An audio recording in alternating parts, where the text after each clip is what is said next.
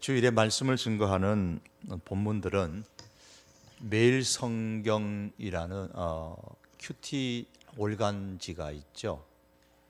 거기에 나오는 본문의 순서를 따라서 새벽에 말씀을 증거하고, 그리고 그 말씀 가운데서 또 하나 선정해서 주일에 말씀을 증거를 해왔습니다.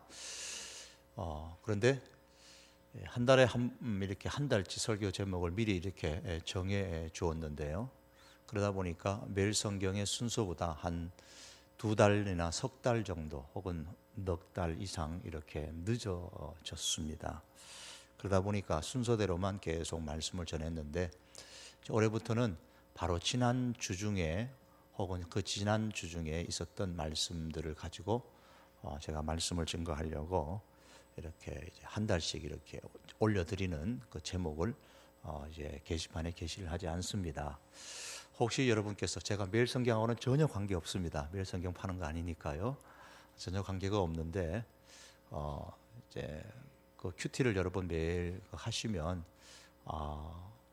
이번 주간에는 무슨 말씀을 갖고 하실까, 아마 여러분이 큐티 하셨던 그 말씀의 본문 가운데서 할 겁니다. 물론 내용은 그 큐티 책에 나오는 내용하고는 다를 수가 있겠습니다만은 본문은 그 중에서 하나를 하게 될 겁니다. 그래서 지난 수요일 거부터 지난 수요일까지 그 사이에 한 주 동안에 있었던 말씀 중에 하나를 가지고 제가 말씀을 증거합니다. 오늘은 마가복음서 3장 31절에서 35절의 말씀을 가지고 새로운 가족들이라는 주제로 말씀을 증거하기를 원합니다. 한국 사회에 요즘 급증하는 것 중에 하나는 일가족을 살해한 이후에 스스로 자살하는 그런 끔찍한 일들이 많이 일어나고 있습니다. 이유는 다양합니다. 감당할 수 없는 빚의 수렁에 빠져서 극단적인 방법을 선택을 하기도 하고요. 혹은 끝도 보이지 않는 그 질병과 또한 간병, 그로 인하는 생활고에 시달려서 또는 가정 불화로 일가족을 살해하고 자기 자신도 자살하는 그런 경우가 많이 이전보다 일어나고 있습니다. 오죽하면 가족들까지 죽이고 자기 자신이 자살하겠습니까? 많은. 그래서 그들의 마음을 제대로 이해하지 못한 채로 함부로 이야기하는 것은 대단히 조심스럽지만, 하지만 그래도 자신은 물론이요, 온 가족을 죽음으로 몰아넣는 것은 우리 사회에 큰 충격을 주는 일이 아닐 수가 없습니다. 이런 현상들은 가정이 무너지고 가족이 무너지고 있다라는 그러한 소리일 것입니다. 하지만 비관적으로만 볼 것이 아닌 것은 우리 사회에 있어서 아직은 가족에 대해서 늘 좋은 이미지를 갖고 살아가는 사람들이 더 많이 있습니다. 설과 추석이 되면은 가족을 만나기 위해서 민족의 대이동을 일으키는 것만 봐도 아직 우리 민족은 가족에 대한 애틋한 정이 있는 그런 백성들이라고 할 수가 있을 것입니다. 오늘 본문의 말씀이 바로 가족에 관한 말씀입니다. 이 본문의 말씀의 배경은 예수님께서 갈릴리 사역을 하고 있었을 때입니다. 대단히 인기가 있으셨어요. 3장 앞에 나오는 8절의 말씀 보면 예수님이 갈릴리 사역을 하시는데 유대와 예루살렘과 이두메와 요단강 건너편과 또 두로와 시돈 근처에서 많은 무리가 그가 하신 큰 일을 보고 나왔다 그랬습니다. 이 갈릴리는 이 북쪽 지역이에요. 이스라엘의 북쪽 땅인데 3장 8절에는 유대와 예루살렘이나 이두메나 이러면은 저 남쪽 땅 중간에 있는 땅들, 혹은 요단강 건너편에 있는 땅들, 해변가에 있는 두로와 시돈입니다. 요즘 이걸 우리나라식으로 표현을 한다면 저 예수님께서 평양에서 말씀을 증거하시는데 저 여수, 광주, 포항, 부산, 대전, 서울, 심지어는 저 제주도, 울릉도, 전국 각지에서 예수님께로 모여들었다, 그 말씀입니다. 그리고 예수님께서 가시는 곳마다 사람들이 발 디딜 틈도 없이 모여들었습니다. 3장 9절의 말씀 보니까 예수께서 무리가 애워싸 미는 것을 피하기 위하여 너무 사람들이 몰려들어서 그냥 밀리는 거예요. 그걸 피해서 배를 대기시켜 가지고 배 위에 올라가셔서 말씀을 전할 정도였습니다. 또한 20절의 말씀에 보시면 집에 어느 한 집에 들어가셨는데 무리가 모여드니까 식사할 겨를도 없으셨다고 했습니다. 예수님께서 식사할 시간도 주지 않을 정도로 사람들이 예수님께로 이렇게 몰려들었습니다. 왜 몰려들었습니까? 3장 8절에 보시면 그가 하신 큰 일을 듣고 나온지라. 그가 하신 일, 예수님께서 행하신 기적들을 보았기 때문입니다. 다른 복음서에도 예수님의 기적 사건이 기록되어 있지만 특별히 마가복음에는 더 많이 기록되어져 있습니다. 마가복음서의 3분의 1이 기적 이야기로 가득 차 있습니다. 1장 34절에 보면 예수께서 각종 병이 든 많은 사람을 고치시며 많은 귀신을 내어 쫓았다고 말씀을 합니다. 자, 그런 때에 예수님의 인기가 최고로 있은 그런 때에 예수님께서 어느 한 집에서 역시 말씀을 가르치고 계시는데 누군가가 예수님께 와서 소식을 알려줍니다. 어머니와 동생들이, 지금 남동생과 여동생이 지금 집 밖에 와 계십니다. 그랬습니다. 왜 왔냐면 소문을 들었기 때문입니다. 무슨 소문이냐면 예수님이 미쳤다, 귀신 들렸다 라는 소문을 들었던 거예요. 그 소문을 듣고서 예수님을 데리고 가려고 그렇게 예수님의 어머니와 그리고 동생들이 온 겁니다. 그때 예수님께서 아주 뜻밖의 말씀을 하셨죠. 오늘 본문의 30절 말씀 보면 누가 내 어머니이며 동생들이냐, 34절에서는 내 어머니와 내 동생들을 보라. 이 물이 앉아있는 그 집에 앉아있는 많은 사람들을 보시면서 이분들이 다 내 어머니며 나보다 연세 많은 어머니는, 어르신들은 다 내 어머니고 바로 내 동생들이다. 그리고 35절에 새로운 정의를 내려주십니다. 누구든지 하나님의 뜻대로 행하는 자가 내 형제요 자매요 어머니이니라고 하셨습니다. 예수님은 그러면 혈통의 가족은 무시하는 것인가? 아닙니다. 예수님은 가르치심에 아주 뛰어나신 분이십니다. 자신의 혈통의 가족, 정확하게 말하면 혈통은 아니죠. 예수님은 동정녀 탄생이시니까 어쨌든 그 자기의 가족이 찾아온 것을 기회로 해서 땅의 것에만 관심을 가지고 예수님께로 모여드는 그 사람들을 향해서 땅에서 일어나고 있는 그 기적들에게만 관심을 가지고 예수님께로 모여드는, 땅의 그 무언가를 얻기 위해서 모여드는 무리들을 향하여서 예수님은 지금 새로운 가치관, 하늘의 가치관에 대해서 말씀하고 계시는 겁니다. 예수님께서 말씀하시는 새로운 하늘의 가치관은 뭐냐? 바로 새로운 가족입니다. 하나님의 뜻대로 행하는 새로운 가족, 예수 그리스도 안에서 새롭게 맺어지는 믿음의 가족에 대해서 말씀하고 있습니다. 땅에만 가치를 두고 사는 사람은 혈통의 가족을 중요시 여깁니다. 여러분도 혈통의 가족 중요시 여기잖아요. 어머니, 아버지, 그리고 자녀들, 형제들 얼마나 소중한 분들입니까? 당연히 우리 그리스도인들도 혈통의 가족을 귀중하게 여깁니다.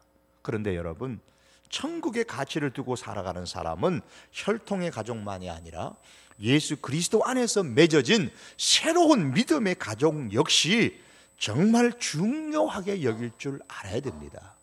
중요하게 여길 뿐만 아니라 정말 믿음의 가족인 것을 실제로 경험하면서 살아야 되는 겁니다.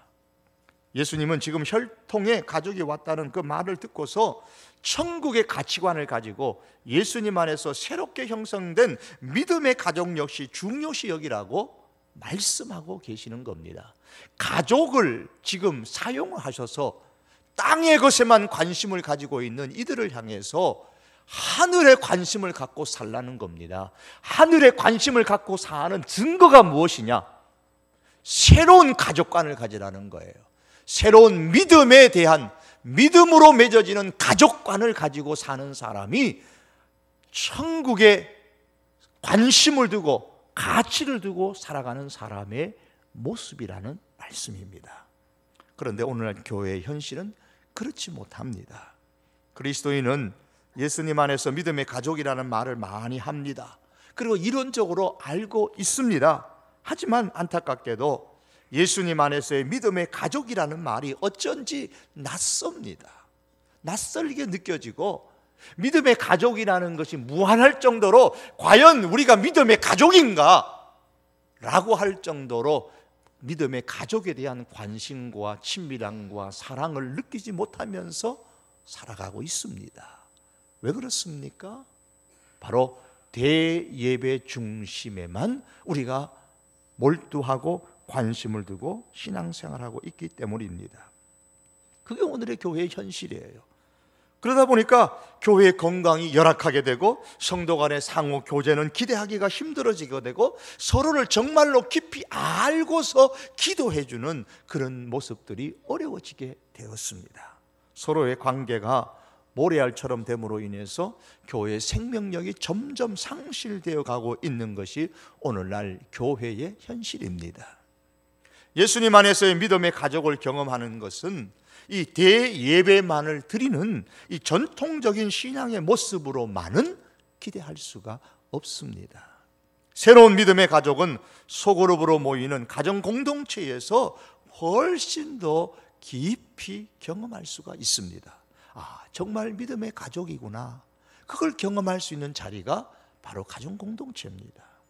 그러므로 예수님께서 말씀하시는 새로운 믿음의 가족을 실제로 경험하기 위해서는 우리는 교회가 전통적인 예배 중심의 시스템을 넘어서서 이것뿐만 아니라 이것을 포함해서 소그룹으로 모이는 가정 공동체의 시스템을 새롭게 첨가하는 교회 구조로, 교회 시스템으로 변화되어 가야 됩니다. 한국교회 미래지도라는 책에 보면 기업의 성장 한계를 극복하는 방법에 대해서 말하면서 예를 들어서 이런 가정을 하면서 설명을 하고 있습니다. 사업을 시작을 하는데 이를 기반으로 열심히 일하면은 10억 정도의 1년의 매출을 달성할 만한 그런 시스템을 만들어 가지고 처음 사업을 시작을 했습니다. 열심히 했더니 뭐 경기도 좋고 뭐 등등으로 해서 이제 10억 매출을 얻을 수 있는 그런 결과에 도달을 했다고 가정을 하십시다. 그런데 그 다음 해에 자, 올해는 10억이니까 내년에 매출은 100억을 목표로 해서 열심히 일하자. 그런데 그 다음에 일했는데도 10억 이상의 매출이 달성되지가 않는 겁니다. 뭐 조금 더 올라갈 수는 있겠죠. 왜 안 올라가느냐? 시스템의 한계 때문이라 그렇게 지적을 했습니다. 그럼 어떻게 해야 100억의 매출을 올릴 수가 있는가? 한 해에 10억 매출을 올리는 그 기업이 어떻게 해야 100억의 매출을 올릴 수가 있느냐? 10억 매출 시스템 속에서 그러면 10배의 노력을 온 사원들과 다 사장이 함께 하면 그렇게 100억 매출을 그 다음에 올릴 수가 있을까? 그 책에서는 안 된다는 겁니다. 오히려 10억 매출할 수 있는 시스템 속에서 10배의 노력을 하게 되면 회사가 무너진다는 겁니다. 망한다는 겁니다. 사람들은 너무 힘들어서 다 떠나가 버리고 직원들은 그 CEO는 너무 열심히 일해서 병나서 알아서 죽고 회사 문은 닫는다는 겁니다. 그럼 어떻게 해야 되느냐? 10억 매출의 한계를 가지고 있는 그 기존의 시스템들을 10억 매출을 올리기 위해서 만들어 놓은 그 시스템을 100억 매출을 올릴 수 있는 시스템으로 고쳐야 한다는 겁니다. 자동차를 만드는 회사에서 1년에 100대를 만들 수 있는 시스템을 만들어 놓았는데 자동차가 너무 잘 팔리고 해외로까지 막 팔려서 열심히 가동시켰습니다. 10배로 가동시키면 어떻게 되느냐? 그래서 1000대 만드는 그 시스템을 갖다가 10,000대, 10만 대 만들도록 막 그냥 가동을 시키면 오히려 그 자동차 만드는 기계가 다 망가지는 거예요. 사람도 지쳐버린다는 거예요. 100억 매출에 걸맞는 직원의 역량을 갖추도록 해야 되고 고쳐야 되고 직원의 역량을 이렇게 증가시켜야 되고 또한 100억 매출을 올릴 수 있는 시스템으로 만들어야 되는 겁니다. 그래서 1000대에서 10,000대를 만들고 싶으면 이 10,000대를 생산할 수 있는 시스템으로 이렇게 만들어 가야 된다는 겁니다. 그래야 100억의 매출을 달성할 수가 있다는 말입니다. 교회는 분명히 기업과는 다릅니다. 그 존재 목적과 특징과 가치관이 교회는 기업과 달라요. 그래서 기업이나 이 국가와는 다른 점에서 우리가 생각을 해야 됩니다. 하지만 교회도 사람이 모이는 거예요.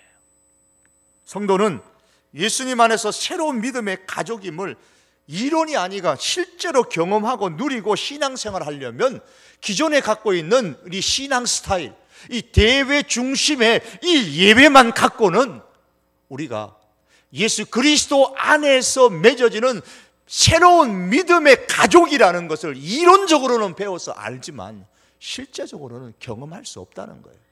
새로운 믿음의 가족의 관계 속에서 누릴 수 있는 이 행복과 기쁨을 만끽할 수가 없다는 말씀입니다.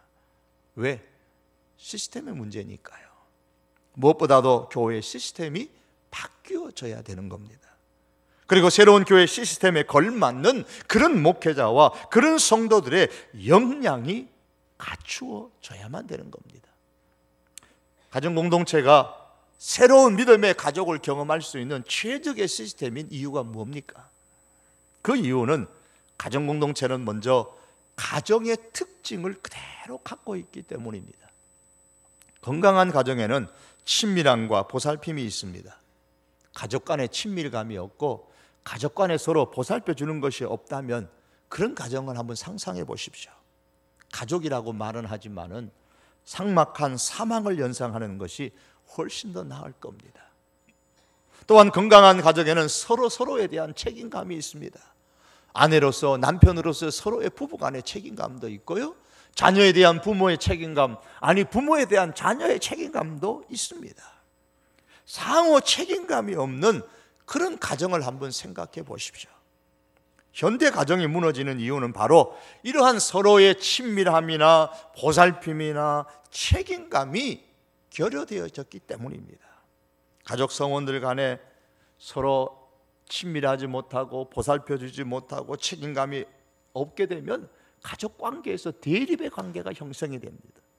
서로 긴장하게 되고 갈등이 일어나게 되고 의사소통이 일어나지 않게 되고 그 결과로 가족들 간의 욕구, 불만이 해결되지 않습니다. 그러면 별거를 한다든지 이혼을 한다든지 가출을 한다든지 가족 내에서 폭행이 일어난다든지 아니면 밖에 나가서 또 엉뚱한 일을 통해서 사생활을 낳는다든지 온갖 일들이 일어나는 겁니다. 가족 문제의 배후에는 무엇이 있느냐? 가족 상호 간의 이 친밀함과 서로 보살펴주는 것과 서로에 대한 책임감이 결여되어졌기 때문에 일어나는 거예요. 하지만 건강한 가정에는 서로 친밀합니다. 보살펴줍니다. 서로에 대해서 책임지려고 애를 씁니다. 그러므로 가정공동체 안에는 이렇게 서로에 대한 보살핌과 책임감과 친밀감이 있어요. 가정이 가지고 있는, 건강한 가정이 갖고 있는 이런 것들을, 특징들을 가정공동체는 가지고 있습니다. 그래서 건강한 가정공동체는 교회 안에서 사라지고 있는 예수님 안에서의 믿음의 가족을 실제로 경험하게 만들어줍니다. 믿음의 가족이라는 말이 낯설지가 않는 거예요. 이론이 아니라 실제로 믿음의 가족인 것을 확인하고 경험하고, 그래서 믿음의 가족이 주는 또 다른 하나님의 행복과 기쁨을 누리면서 신앙생활할 수가 있는 것입니다. 또한 가정공동체에는 교회가 갖고 있는 특징도 가지고 있습니다. 교회의 주인은 예수 그리스도 있습니다. 그러므로 가정공동체의 주인은 예수 그리스도입니다.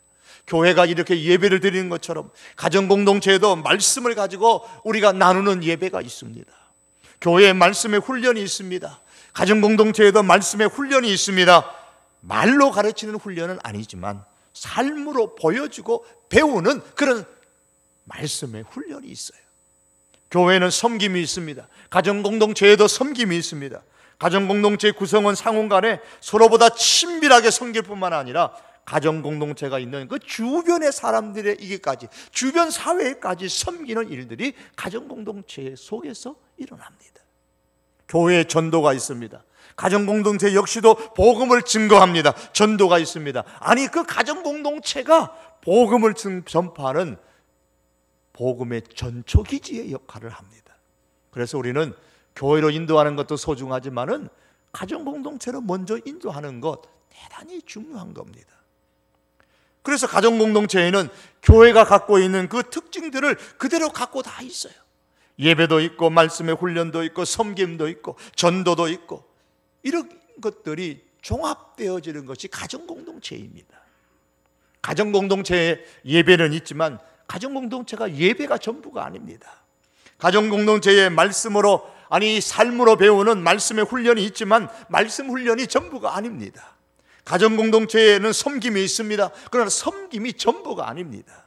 가정 공동체에 전도가 있습니다. 그러나 전도가 전부가 아닙니다.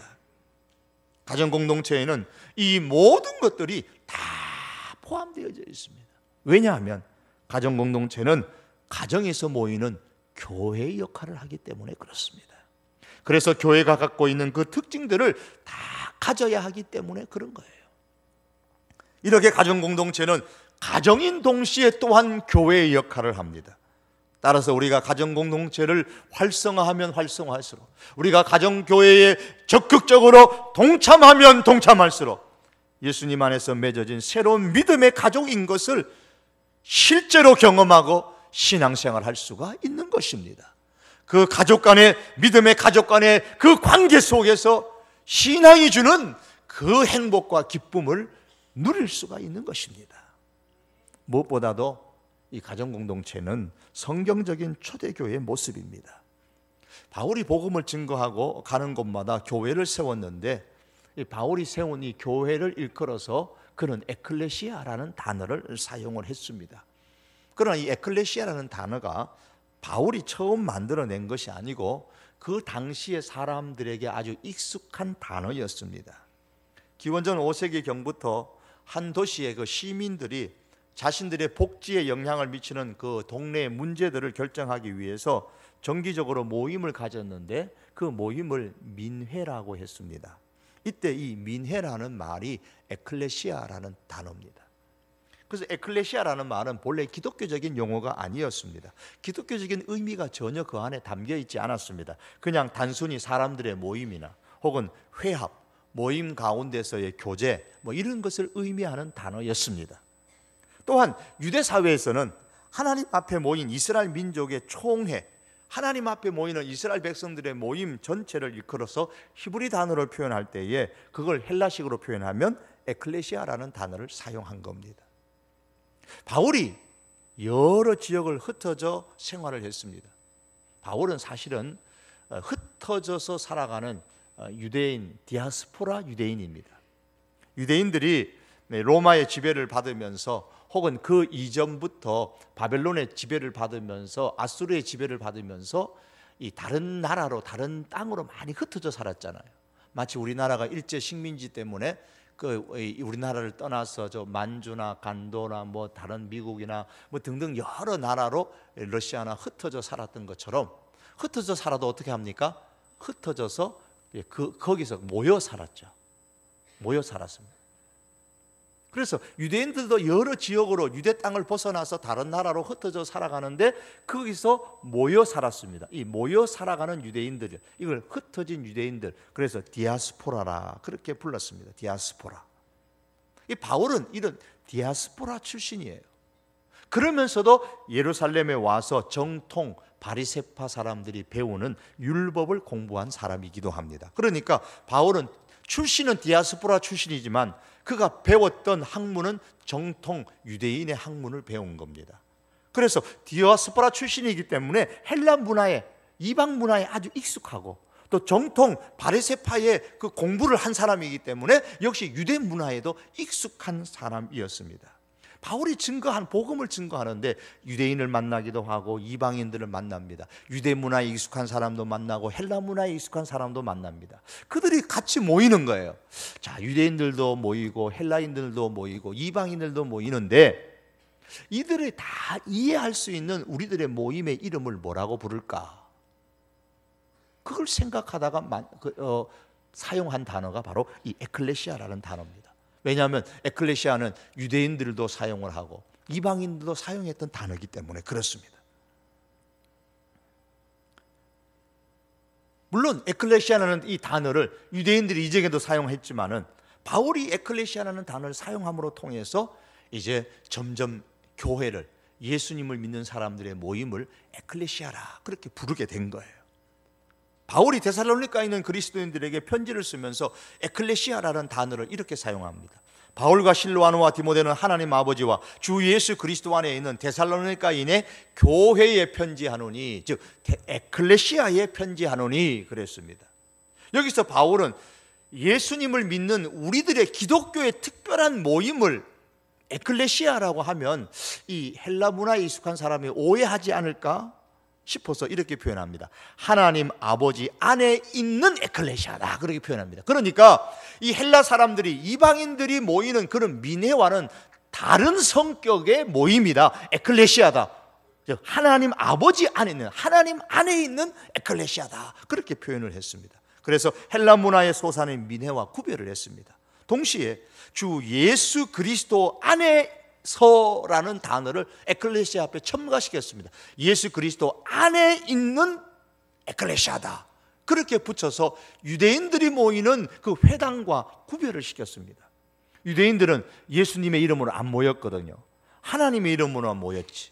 그래서 우리 모임은 하나님 안에서도 모이고 예수님 안에서도 모이는 독특한 우리 기독교의 모임이다.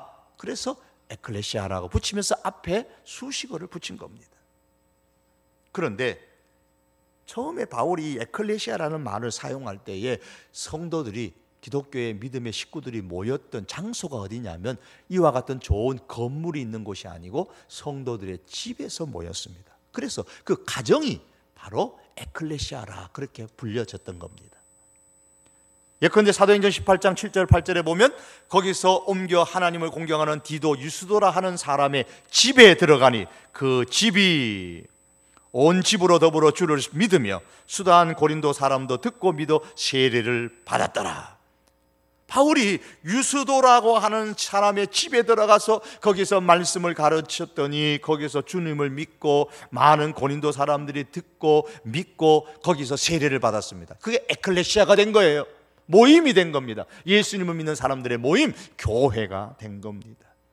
바울이 또 드로아에 도착했을 때에 드로아에서는 정기적으로 예배를 드리는 모임이 한 성도의 가정에서 이루어졌는데 누구의 집이냐? 유두고라는 사람의 집에서 했습니다. 거기서 바울이 복음을 증거했는데 한 청년이 창문에 앉았다가 꾸벅꾸벅 졸다가 그만 떨어져 죽고 바울이 다시 살리는 역사가 일어났죠. 여기서도 개인 집에서 에클레시아가 모였던 겁니다. 또한 바울이 로마의 성도들에게 편지를 쓰는 중에 이렇게 기록합니다. 아골라와 브리스가와 그 집에 있는 교회가, 그 집에 있는 에클레시아가 어디서 모이느냐? 집에서 모입니다.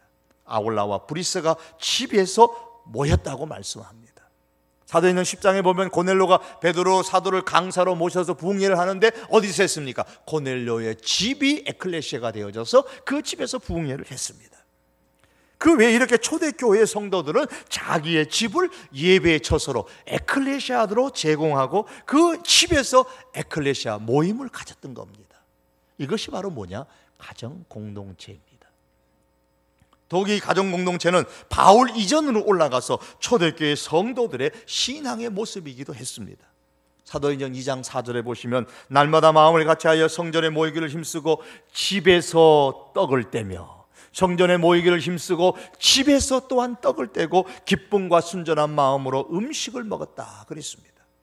또한 사도행전 2장 42절에는 그들이 사도의 가르침을 받고 나서 서로 교제하고 떡을 떼며 기도에 힘썼는데 그 장소가 어디냐? 집이라는 겁니다. 이처럼 예수님의 말씀에 따라 세워진 초대교회에서는 사도의 가르침을 받고 후에 각각의 집에서 떡을 떼고 모였던 가정 공동체가 활성화된 이 초대교회의 신앙의 형태가 바로 가정 공동체입니다. 더 나아가서 이 가정 공동체의 중요성은 역사가 증명합니다. 예를 들면 1949년 모태동이 문화혁명을 일으키면서 중국 전역을 장악하고 공산주의 혁명을 일으켰습니다. 중국 내에 활동하던 모든 선교사들 170개 교단에 6,500여 명의 선교사들을 다 추방시켰습니다. 150년 만에 그렇게 추방시킨 거예요. 그 후에 종교 말찰 정책을 써서 교인들을 혹독하게 탄압을 하고 교회 건물들은 다 무너뜨리거나 공산당의 그런 사무실로 장소로 사용을 했습니다. 모태똥이 죽고 나서 등소평이 개방 정책을 폈을 때에 선교사들이 이제 다시 중국으로 들어왔습니다. 교회가 어떻게 됐을까? 교인들은 다 어떻게 되어졌을까? 놀랍게도 교인들은 문화혁명으로 탄압을 핍박을 받았지만 개방돼서 열어보니까 훨씬 더 많은 그리스도인들이 중국 땅에 있는 겁니다. 그리고 신앙이 훨씬 더 순수하고 뜨거워졌습니다.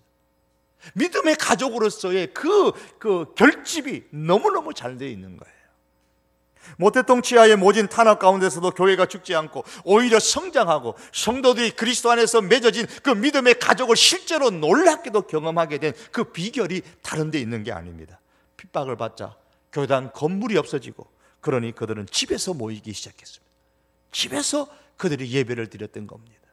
이 교회를 오늘날 우리는 가정교회라, 중국의 가정교회라, 중국의 처소교회라 그렇게 부르기도 합니다. 거기에는 목사도 없고 선교사도 없고 심지어 성경도 없었지만은 성령께서 직접적으로 역사하셨습니다.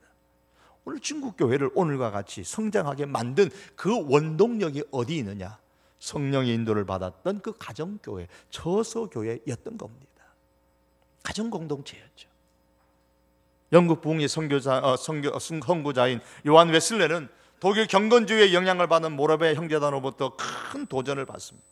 그래서 그가 속회를 만들어서 모였는데 거기에서 자신의 영적 상태나 특별한 문제나 삶의 필요를 나누고 서로의 문제를 위해서 기도했습니다. 웨슬레는 심지어 이 속회 모임에 나오지 못하는 사람은 우리와 더 이상 함께 할 수 없을 정도다, 함께 할 수 없다라고 그렇게 강조하기도 했습니다. 결국 이 웨슬레의 작은 속회 운동이, 가정공동체 운동이 영국 전체를 휩쓴 부흥의 강력한 동기가 되어지고, 웨슬레는 가정공동체를 통해서 이 쓰러져가는 18세기의 영국 교회를 다시 초대교회 형태로 회복시키시고, 또한 사회에 놀라운 기독교의 복음의 영향력을 끼쳐서 사회 변화를 주도하게 되어졌습니다. 거기에 무엇이 있었냐? 이 가정공동체가 있었습니다. 사랑하는 성도 여러분, 하나님께서 의도하셨던 예수 그리스도 안에서의 새로운 믿음의 이 가족을 회복하고 경험하기 위해서는 이제 우리 교회의 시스템이 초대교회 가정공동체의 모습을 다시 찾아야 됩니다. 가정공동체가 우리 성도교회에서 활성화됨으로써 예수님께서 이제 혈통적인 가족만이 아니라 누구든지 하나님의 뜻대로 행하는 자가 내 형제요 자매요 어머니이니라 라고 말씀하셨던 이 새로운 가족관을 우리에게 가치관으로 주셨는데, 이 새로운 가치관을 우리가 경험하고 누려야 되는 겁니다. 이것은 바로 우리의 새로운 시스템인 가정 공동체를 우리가 받아들이고 여기에 동참함으로 통해서 가능하게 되는 겁니다. 우리가 땅에만 관심을 가지지 아니하고 하늘에 관심을 가지고 천국에 관심을 가지고 살아가는 것을 무엇으로 또한 증명할 것인가?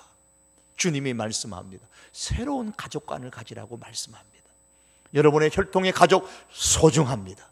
혈통의 가족이 소중한 만큼 천국의 가족관을 가지시기 바랍니다. 그것을 믿음의 이 가정 공동체 속에서 경험할 수 있기를 바랍니다. 우리 교회가 작년 3월부터 이 가정 공동체를 시작했습니다. 지금까지 많은 분들이 헌신하고 있고 열심을 내고 있습니다. 그러나 아직도 절반 정도의 분들은 아직 가입하고 있지도 않고, 또 가입을 하셨더라도 그 중에서도 절반 정도는 아직 적극적으로 동참하고 있지 않는 상황 가운데 있습니다. 사랑하는 성도 여러분, 이 한 해는 이 가정공동체에 좀 더 힘껏 참여함으로 통해서, 또한 힘껏 가입하고 함께 이 가정공동체 활동을 함으로 통해서 주님께서 새롭게 맺어주신 이 새롭게 형성된 믿음의 가족을 이론만이 아니라 온몸으로 우리의 삶으로 경험함으로 통해서 하나님이 주시는 그 행복과 기쁨을 누리며 신앙생활할 수 있는 우리 성도교회 온 교우들이 될 수 있기를 축복합니다. 여러분, 이렇게 되기 위해서 여러분이 힘써 주시기 바랍니다. 새로운 믿음의 가족에 관심을 가져주시기 바랍니다. 우리 성도교회가 더욱더 예수님의 말씀에 따라서 예수님 안에서 새로 이 믿음의 가족을 경험하는 그런 교회가 될 수 있기를 바랍니다. 이 한 해 동안에 힘써 가정공동체에 동참해서 이 가정공동체를 굳게 세워나가는 그런 우리 성도교회가 될 수 있기를 주님의 이름으로 축복합니다. 기도하시겠습니다. 누가 내 어머니이며 누가 내 동생들이냐? 하나님의 뜻대로 행하는 자가 바로 나의 어머니이며 나의 남동생이고 나의 여동생들이라고 천국의 가족관을 우리에게 보여주셨던 예수님의 말씀을 이 시간 생각했습니다. 땅의 기적만 바라보고 몰려드는 무리들을 향하여서 하나님은 하늘의 것을 바라보는 하늘의 기적을 바라보며 살라고 우리 예수님께서 말씀해 주셨습니다. 혈통의 가족만을 중요시 여기는 것이 아니라 예수 그리스도 안에서 맺어지는 새로운 믿음의 가족관을 가지고 믿음의 가족들을 소중하게 여기는 이 놀라운 기적의 역사가 하나님 가정 공동체를 총하여 일어날 수 있도록 저희들에게 축복하여 주시옵소서. 우리 온 성도교회 교우들이 이 한 해 동안 가정 공동체에 적극적으로 힘써 동참함으로 통해서 믿음의 가족으로 통하여 주시는 하나님의 그 놀라운 행복과 기쁨의 신앙생활을 누릴 수 있는 2015년 될 수 있도록 축복하여 주옵소서. 이를 위해 수고하는 우리 모든 가장들에게 하늘의 복으로 충만케 하옵소서. 감사드리며 예수님의 이름으로 기도하옵나이다. 아멘.